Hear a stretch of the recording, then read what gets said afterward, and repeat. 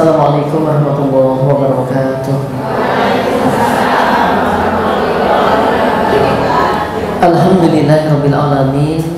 Wassalatu wassalamu ala rasulil karim Muhammadin sallallahu alaihi wasallam wa ala alihi wa ashabihi ajma'in wa man tabi'ahum bi ihsanin ila yaumiddin.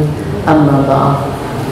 Faqala Allah ta'ala fi kitabil karim, ya ayyuhalladzina amanu ittaqullaha haqqa tuqatih wa la tamutunna illa wa antum muslimun. Wa qala nabiyyuna al-karim sallallahu alaihi wasallam, man salaka tariqan yaltamisu fihi ilman sahalallahu lahu bihi tariqan ilal jannah, rawahu Muslim. Jamaah umat fillah yang insyaallah dimuliakan oleh Allah Subhanahu wa taala, semoga Allah senantiasa memberikan keberkahan untuk kita beserta keluarga, dijadikan keluarga yang sakinah, mawaddah warahmah, sehat di dunia dan baik di akhirat. Dan mohon maaf karena saya harus memenuhi salah satu halaqah ummahat juga yang pengisinya putra-putrinya sedang sakit ya, sehingga ada halaqah ummahat yang berjumlah berapa ya, 10 ummahat lah ya. Kemudian harus taklim dulu dan waktu sudah disiapkan. Sayang kalau kemudian tidak jadi taklim. Akhirnya dengan izin Allah saya ngatur waktu dengan panitia, boleh telat asal tidak banyak-banyak gitu. Pokoknya di sini panitianya tegas. Ya, alhamdulillah dimudahkan oleh Allah perjalanan ke sini, diperjalankan oleh Allah, karena dari Gentan ke sini saya dikasih tempuh oleh Allah cukup 10 menit. Insyaallah. Dari Gentan lah ya sampai sini alhamdulillah 10 menit. Insyaallah. Karena saya tadi selesai di sana 9-10 menit. Ya. Alhamdulillah Allah memperjalankan. Setiap bangjo itu hijau semuanya. Masya Allah gitu. Allah atur gitu. Nah, jamaah, harusnya hari ini saya melanjutkan tema ya, tapi mungkin kepersiapan saya tadi kurang matang gitu. Saya mau menyampaikan tentang 10 pesan bagi seorang istri yang mendambakan rumah tangga minim masalah ya. 10 pesan bagi istri yang mendambakan rumah, yang menginginkan rumah tangganya minim masalah. Kata-kata minim berarti nggak mungkin dalam rumah tangga sama sekali nggak ada masalah. Nggak mungkin kok sama sekali nggak ada masalah, itu nggak mungkin. Tapi kalau diminimalisir ya insya Allah bisa ya, supaya masalah nanti bisa berkurang dan fokus kita bukan di masalah, tapi fokus kita bagaimana agar rumah tangga itu berkah. Kalau fokusnya di masalah, fokusnya di kurang-kurang terus, merasa bahwa di rumah tangga ekonominya kurang. Kalau dipahami kurang nggak? Kurang. Rumahnya sebenarnya sudah jembar, sudah cukup, tapi karena perasaan ini jarang bersyukur, dia merasa kurang nggak? Kurang. Gitu. Seberapapun, kalau memang kita tidak bisa mengelola dengan baik, tetap akan terus merasa kurang. Sampai ada seorang laki-laki, dia menemui Nabi, dan Nabi pada waktu itu membawa di tangannya makanan atau kurma atau sesuatu deh. Kemudian apa? Si seorang laki tadi minta wahai Nabi, dikasihkan. Nabi itu begitu, kalau ada orang yang dia menginginkan darinya dikasihkan, sampai dia minta lagi, dikasihkan lagi, sampai kemudian yang di tangan Nabi habis. Beliau berkata apa? Yang artinya begini, kalau aku punya sesuatu, nggak mungkin ketika kamu minta aku pelit, nggak mungkin. Tetapi Kamu akan lebih baik jika kamu bersabar, jika kamu bersyukur, jika kamu merasa cukup. Barang siapa yang merasa cukup, Allah cukupkan dia. Barang siapa yang dia bersabar, Allah jadikan dia hamba yang bersabar. Sama rumah tangga kita juga begitu. Ya. Maka kalau dibilang kurang, kurang terus, nggak ada cukupnya ya, Pak. Tapi kalau kita bisa mencukupkan diri, seberapapun itu dengan izin Allah bakal cukup. Rahasianya di situ. Hati yang membuat cukup atau tidak sesuatu itu. Jemaah berbahagia yang insya Allah dimuliakan oleh Allah Ta'ala. Maka ada 10 pesan bagi istri yang menginginkan rumah tangganya minim masalah. Yang pertama, sama-sama kita ketahui seorang istri harus takwa kepada Allah. Maka bekalnya itu watazawwadu, dan berbekalah kalian.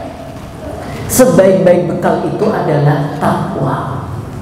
Coba jemaah kita lihat dalam surah At-Tolaq. Ini surat yang membahas tentang talak, ya, cerai. Tapi di situ ada kalimat coba indah banget. Wa may yattaqillaha yaj'al lahu makhraja wa yarzuquhu min haitsu la yahtasib. Barang siapa yang dia selalu bertakwa kepada Allah, maka Allah akan kasih dia jalan keluar.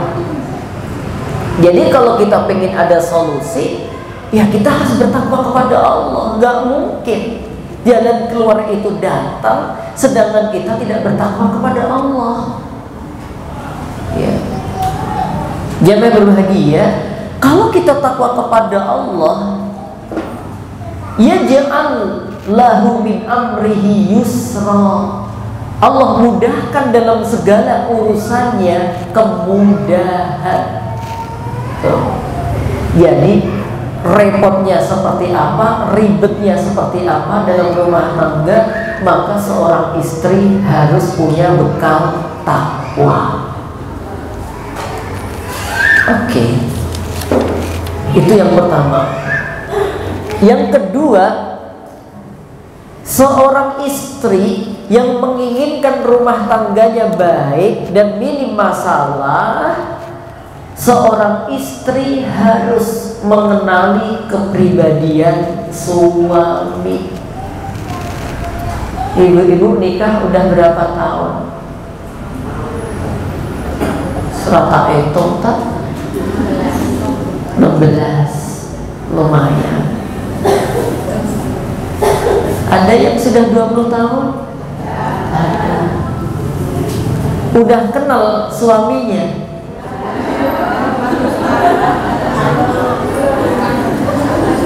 Maksudnya kepribadiannya suami udah paham.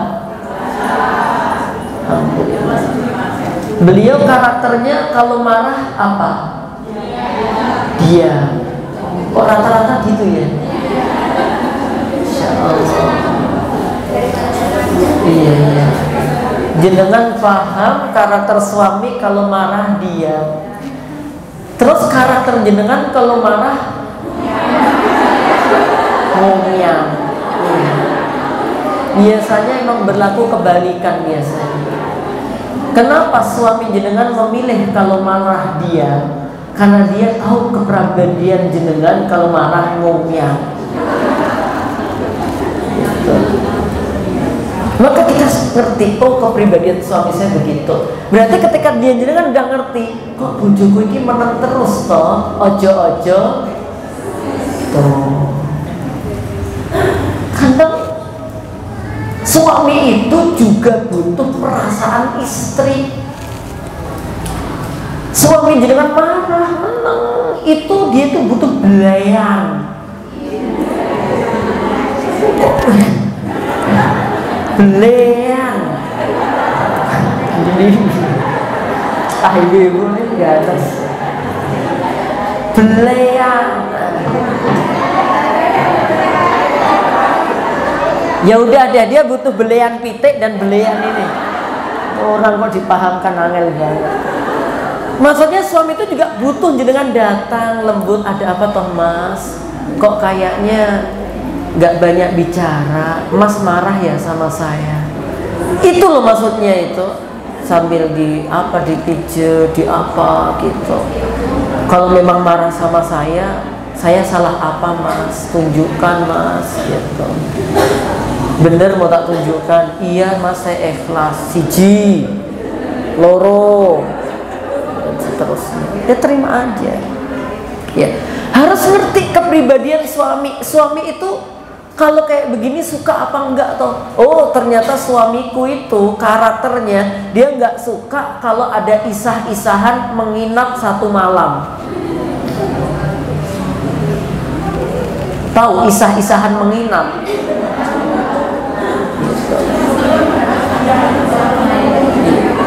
Jadi jenengan harus ngerti. Iya ya, saurunge bojoku datang, aku kendang segera tak isah-isah. Dulu kan kita udah sampai bab apa? Yang kitab yang satunya sudah sampai bab demi mendatangkan cinta pasangan, kita berani mengorbankan perasaan. Masa lupa sih? Baru sebulan yang lalu. Ya, jadi gitu, walaupun jenengan capek, jenengan ngerti bahwa pribadi suami jenengan tuh dia nggak suka kalau ada isah-isahan nginep satu malam. Berarti jenengan gendang segera, walaupun jenengan capek, jenengan kesel. Berarti nanti mini masalah gitu loh. Masalahnya bakal berkurang. Kalau enggak, jenengan nggak paham gitu. Udah paham tapi nggak mau menjalankan. Ini masalah, bukan mini masalah, akan tambah masalah. Tadi udah ada yang 16 tahun, 20 tahun, masa nggak apa sih karakternya? Gitu. Suami jenengan kalau pagi minuman suka dihadirkan atau bikin sendiri? Mungkin dia sebenarnya senang dihadirkan minuman itu, tapi jenengan cuek. Jenengan juga Allah iki iso mlaku wae dadak gaweke. Jadi itu karakter gitu loh jamaah. Jenengan harus peka dalam urusan itu, harus peduli. Gitu. Jenengan punya anak kecil, ada yang punya anak kecil. Kalau anak nangis nggak dang dineng-neng, suami gimana? Marah meneh. Karakter suami jenengan suka marah tuh jemaah.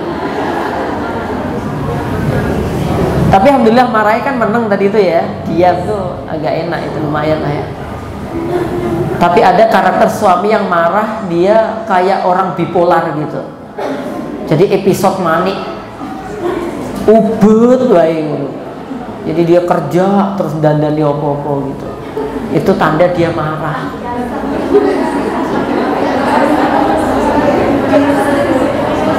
Tambah kok gawe nesu terus, ben umbah-umbah, ben nyapu gitu. Nggak paham kepribadian suami. Suami misalkan paling nggak suka ya kalau ada sayur ya, kemudian ada sing nggo nyiduk sayur jenenge apa? Iris itu nyemplung. Misalkan suami nggak seneng kayak gitu, yang jenengan harus tahu, oh kudu diangkat. Nek nyemplung ki ra enak. Kenapa? Rasane sayur jadi rasa irus. Itu misale gitu loh ya. Itu sepele. Ya, tapi itu menjadi perkara yang penting. Ya. Kepribadian suami nggak mau kalau ditanya terlalu detail-detail urusan tertentu, misalkan dia nggak suka, misalkan, ya kita harus paham, ya ini supaya dalam rumah tangga itu minim masalah, gitu. Sekali lagi, jenengan jangan punya perasaan mesti kok sudah diulek-ulek istri terus loh. Nah ini memang pengajian umahat, kecuali jenengan pengajiannya keluarga. Kita imbang nanti, ya suami, ya istri ya suami, bareng-bareng gitu loh. Oke jamaah, jadi perlu sekali memahami ini. Kenapa? Karena banyak seorang istri sudah menikah sekian tahun, dia nggak mau memahami karakter suaminya, sehingga masalah itu tidak kunjung selesai, bahkan bertambah terus. Gitu. Kenapa? Karena di situ sepele sebenarnya, tapi mengakibatkan perkara yang lebih besar daripada itu. Oke, yang kedua, kita masuk yang ketiga.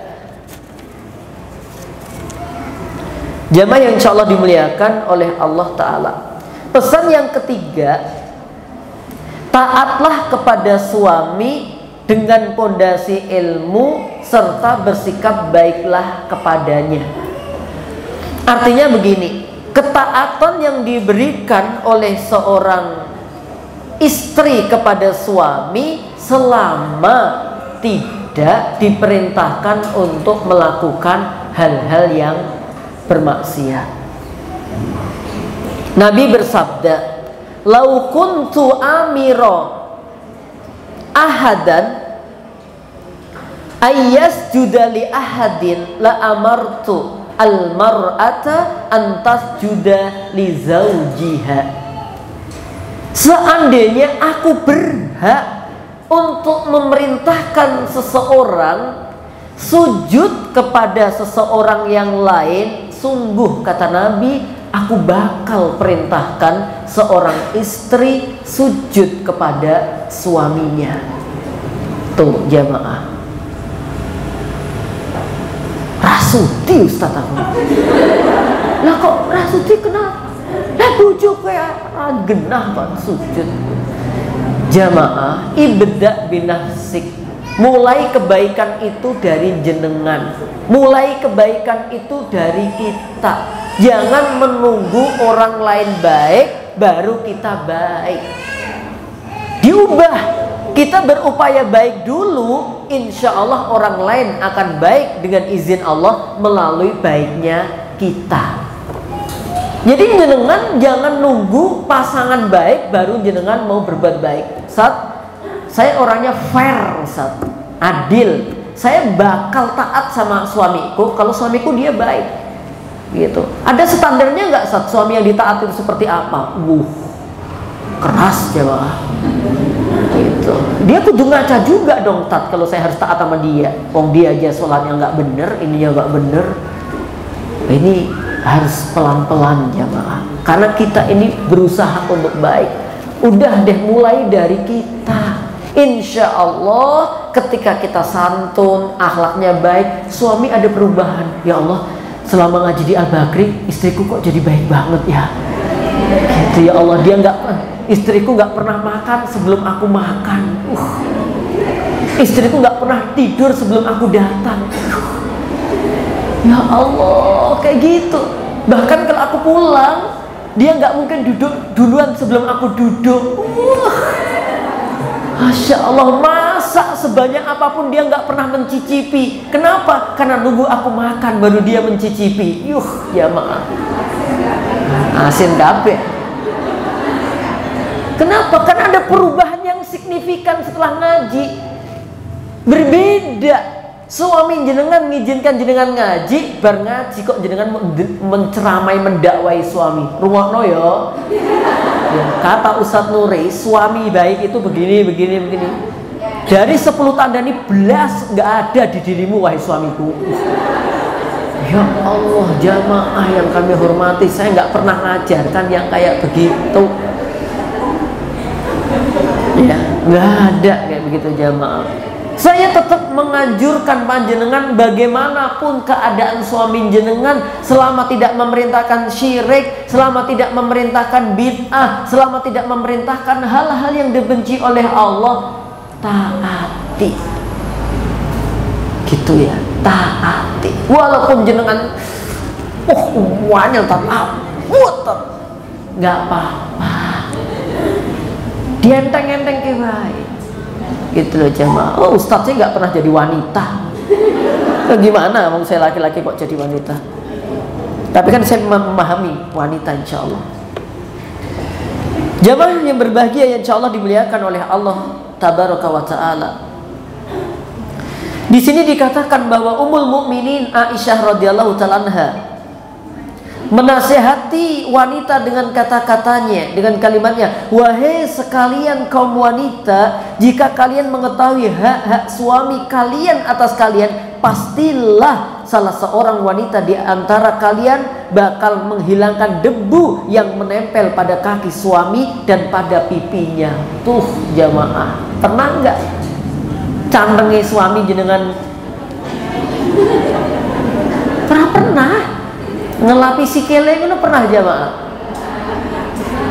Debu-debu di mukanya pernah? Mbok yo sekali-kali ya toh, Mas ayah ya, oh dek aku capek banget. Oke deh Mas tiduran gitu. Mau diapain dek? Udah Mas menjem mata. Mau diapain? Diapain dia apa ngono kae? Oh. Dua dani diresiki, dimaskeri, ya Allah Mas, menghilangkan debu-debu ini pahala semua loh Mas. Dirawat gitu loh. Komodo ini diguain. Dia seneng kalau diperhatiin kayak begitu. Udah seneng banget. Gitu loh. Nanti sampaikan ke suami yang kayak gitu itu. Ya, wanita itu butuh dua, penghargaan dan penghormatan. Itu. Oke, jamaah yang berbahagia. Kita lanjutkan. Yang keenam, wasiat bagi seorang istri, hendaknya dia memperlakukan keluarga suami dan kerabatnya dengan baik. Seorang suami punya orang tua, punya ibu. Saya sering katakan, gak mungkin suamimu bakal setia padamu, ya, kalau kamu tidak mendorong suamimu setia pada ibunya. Pokoknya jenengan dorong aja itu suami supaya baik sama ibunya. Secara otomatis dia nanti bakal baik sama jenengan. Jangan mencoba menghalangi seorang suami ketika dia ingin berbakti pada ibunya. Jangan pernah menghalangi. Akan terasa sakit banget pada suami jenengan. Dorong aja, deh ini saya harus ketemu ibu tuh. Nggak apa-apa Mas, ini dibawain sekalian. Ada nangka nih, ada beras nih, dibawain aja. Oh gitu. Dia akan seneng nanti. Coba kalau gitu, dek ini wis rono ki rono meneh. Wis jadi wong lanang mbok-mboken.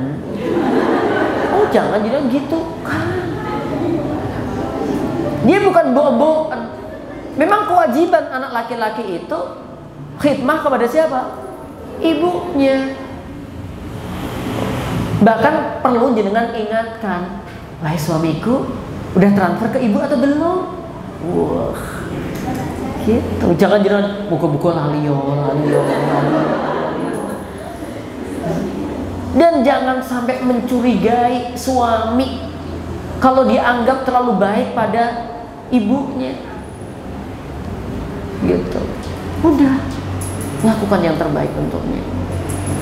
Jamaah yang berbahagia yang insya Allah dimuliakan oleh Allah. Dalam hal ini, sebagai orang yang paling diutamakan ialah ibunya, yang juga seorang yang paling dekat dengannya. Anda wahai istri wajib untuk mencintainya, mencintai mertua, berlemah lembut kepadanya, memuliakannya, memaafkan kesalahan-kesalahannya. Jika ada mertua, khususnya ibunya suami yang nyun sewu, kadang-kadang agak ngerepotkan rumah tanggamu, maafkan, berlembah lembutlah, gitu loh.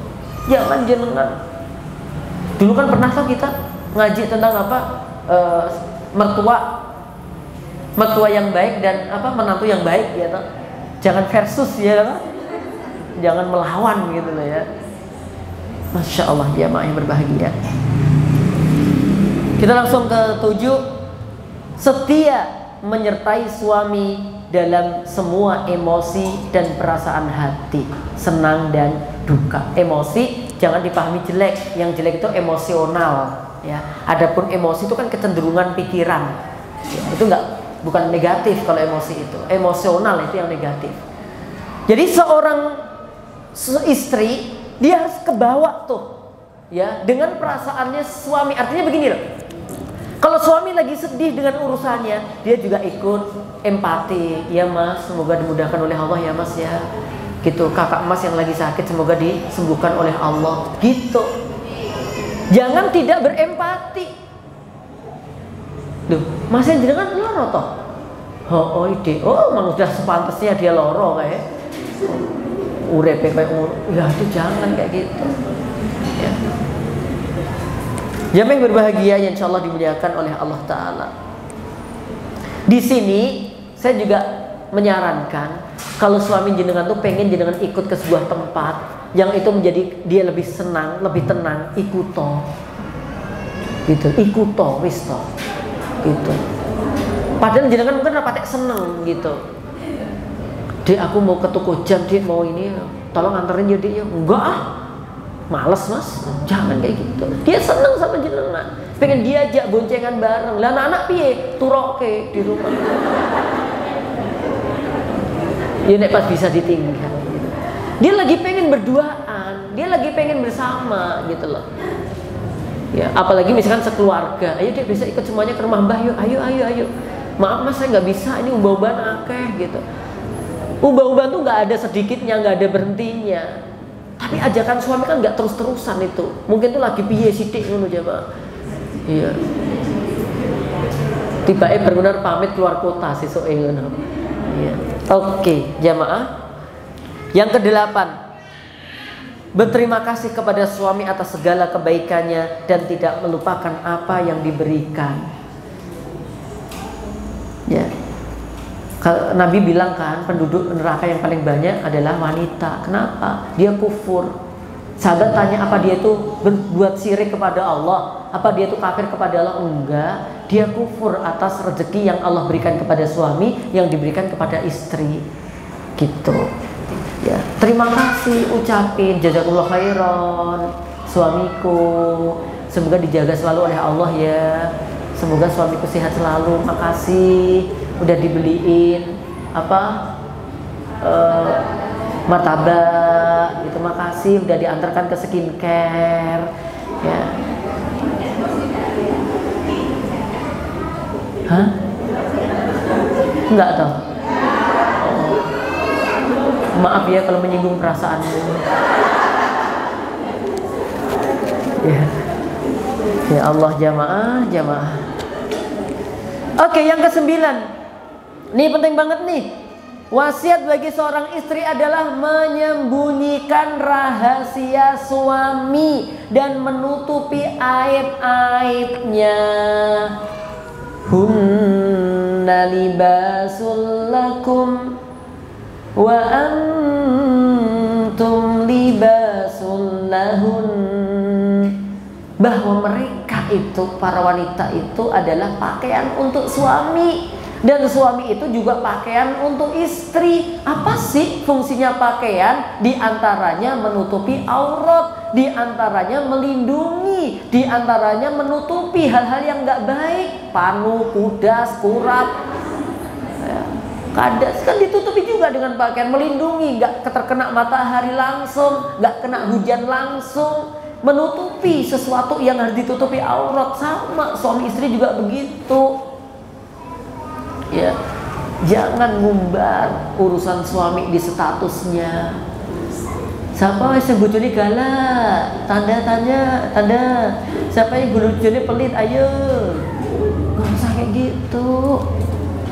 Segala kekurangannya tutupin deh, gitu ya. Kalau lagi nggak suka sama suami, segera cari hal-hal yang membuat suka, gitu.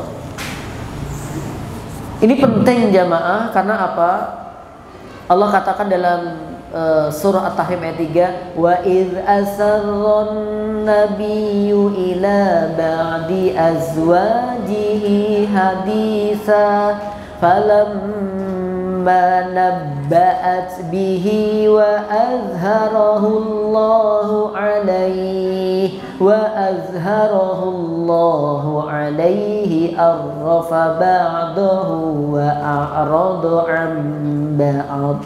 Dan ingatlah ketika Nabi membicarakan, dan ingatlah ketika Nabi membicarakan secara rahasia kepada salah satu dari istri-istrinya, yaitu kepada Hafsah, suatu peristiwa Maka tatkala Hafsah menceritakan peristiwa itu kepada Aisyah dan Allah memberitahukan hal itu, semua pembicaraan Hafsah dan Aisyah kepada Nabi Muhammad SAW, ya, dan seterusnya. Ya, ini ditegur, Hafsah ditegur oleh Allah karena beliau membahas tentang rahasia Nabi, bahwa Nabi ada rasa cukup ini pada salah satu istrinya yang lain. Tuh jamaah. Jadi harus dijaga rahasia suami. Oke, terakhir jamaah, wasiat bagi seorang istri, hendaknya dia menjadi wanita yang pintar, cerdas, dan waspada terhadap kesalahan. Artinya seorang istri di sini, ya, di antara bentuk kesalahan istri ialah seorang istri menyebutkan gambaran wanita lain yang ia kenal kepada suaminya, dan ini dilarang. Jadi seorang istri harus waspada.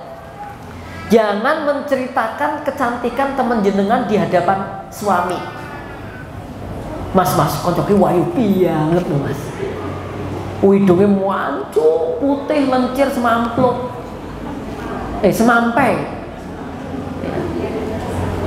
Jangan jenengan ceritakan. Wong jenengan gak cerita saja, suami wis meraba-raba dalam kisah dan ceritanya, kok jenengan cerita. Oke.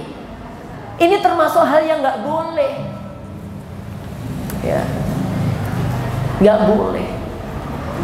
Aku tadi pagi tuh izin banget jemaah, gara-gara apa? Istri bilang, kak bisa disenengi wong iki toh, aku izin banget jemaah. Oh enggak, hanya SD waktu biasa toh, SD kan pacok-pacokan ngono kae. Kan biasa kan nek SD dipacok-pacok ke jenengan dan sopo ngono to, didan kuwi lho. Didan zaman SD kan biasa. Ge aku nek sing ngedan blas jamaah. Mbuh mungkin ireng cilik busik ngono. Ge nek sing ngedan blas. Akhirnya nek ngedan yo didan dhewe. Dan sopo ngono. Pas wong-wong urung mlebu kelas to, masuk kan jam itu. Datang tengah pitu ndang nulis gue didan ke ben dipacokke. Gue takoni gedeng, "Oh, aja ngono." Jangan gitu enggak gitu. Padahal sing ngedan kono dhewe gitu. Masa lalu banget. Oke, jamaah insyaallah dimuliakan oleh Allah Subhanahu wa taala. Saya rasa itu hari ini enggak usah tanya jawab dulu ya. Tanggal 11. Satu deh enggak apa-apa. Ibu-ibu kalau mau minum enggak apa-apa, udah waktunya minum. Ya Allah ngesake dari tadi ya Allah.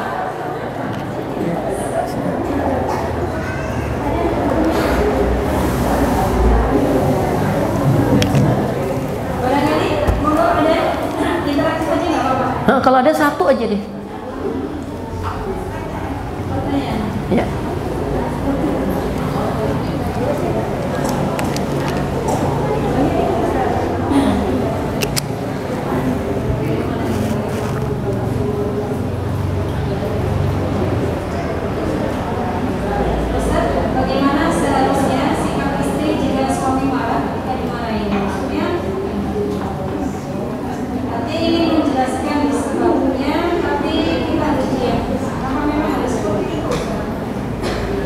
Oke, mewakili teman-teman yang lain ya, bagaimana ketika suami marah dan kita diam, padahal kita akan menjelaskan sesuatu. Iya, saat suami marah memang kita diam dulu. Jangan jawab. Sebaliknya, nanti ketika seorang istri marah, seorang suami memang juga harus diam dulu. Dengarkan dulu dia mau ngomong apa, nyampaikan apa. Karena semakin dijawab, akan semakin ada ide-ide lain untuk marah. Muncul kalimat-kalimat lain untuk keluar. Semakin dijawab, dia akan semakin kreatif dalam marahnya. Ya maka biarin aja nggak apa-apa, diam dulu. Kalau mau klarifikasi, sebentar dulu, supaya jenengan tenang, tidak emosi. Kalau jenengan langsung jawab pada waktu itu, pasti jenengan dalam keadaan emosi, ingin mengungkapnya itu kayak gantian menjatuhkan suami. Ya, maka diibaratkan apa? Sesuatu yang masukkan untuk kita, kritik, pertanyaan atau apapun itu kadang-kadang kayak air yang panas. Ya, kalau memang kita nggak suka itu kayak air panas. Air panas tuh jangan langsung ditelan, melonyot. Nek jangan melonyot biasanya tambah marah-marah tuh, wah gitu. Maka jangan ditelan dulu. Marah biar adem dulu. Jawab WA juga begitu. Kalau lagi ada orang kritikin nyalain kita, biarin dulu, nggak usah langsung dijawab. Gak usah, kalau jangan langsung jawab mesti emosi, marah. Orang ngerti cilik aneh pernah tak gede kayak wong iki. Mengungkit-ungkit masa lalu, biarin dulu. Setelah udah, tetap harus ada klarifikasi. Contohnya, seorang suami tadi marah gara-gara apa? Istrinya udah dibilang nek lungo ijino, gitu. Nek lungo ijino, ya. Lah qadarullah. Tadi tuh mencoba WA suami, jadi wes izin malam-malam, tapi ternyata HP-nya suami mati atau nggak aktif atau apa. Lah ini darurat banget, anaknya sakit di sekolahan, harus jemput, kan cukup darurat gitu loh. Lah suami ngertinya dari mana? Ngerti sepeda motor kok ning ngarep omah, berarti we mesti kometu, ngopo ra izin ambek aku. Oh, marah-marah. Aku tuh suamimu, aku tuh bertanggung jawab. Nek enek apa-apa ning dalan sapa sing arep anu? Wong wedok kandhane angel. Wah. Tuh, meneng sik diat sih. Nggih Mas, maaf gitu. Ora maaf-maafan gitu. Ora mantuk-mantukan. Ya terus piye? Ya pokoknya diam gimana lah ya. Habis itu lerem biar gitu. Ya jangka waktunya berapa? Ya relatif sih, ya relatif. Kalau memang udah Mas maaf gitu ya, ya saya salah, maaf Mas, saya tadi harus keluar gitu. Sungguh Mas, saya tidak ada niatan untuk menyelisihi perintah Mas. Saya tadi mencoba untuk menghubungi Mas, saya telepon, saya WA, maaf Mas. Ternyata Mas nggak jawab, nggak ngangkat gitu. Dan tadi keluar kemana? Tuh loh, motor masih hangat tuh, berarti baru aja. Gini loh Mas.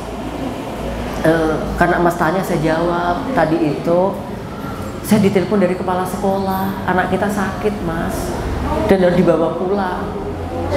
Oh sakit, ya Allah, ngopo ngomong, lah kapan ngomong, gak getak, orang ngomong jangan getak-getak lah gitu. Ya udah nggak usah ngegas, ya maaf Mas, mungkin Mas lagi sibuk, Mas lagi capek, ya jadi maaf gitu. Ya udah dia maafkan aku ya, dia nggak apa-apa. Gitu ya. Udah satu aja hari ini, saya harus ngantor. Oke jamaah, mungkin itu mohon maaf banget saya telat tadi. Ya harusnya biasanya bisa panjang, ada setengah jam untuk tanya jawab, tapi mohon maaf. Tapi yang jelas alhamdulillah kita bisa membahasnya. Ada kurang lebihnya mau dimaafkan, dan tolong dipahami baik-baik yang udah dicatat, dipraktekkan satu-satu. Ya, jadi walaupun harus merubah diri, angel iki tinggal sik ra apa-apa, golek sing gampang sik. Gitu, sing rada penak-penak sik. Sing rada angel dilingkari sik gitu. Ya enggak apa-apa, itu proses, tapi nanti pada waktunya insyaallah 10 hal itu bisa kita lakukan semua. Jazakallahu khairan. Assalamualaikum warahmatullahi wabarakatuh.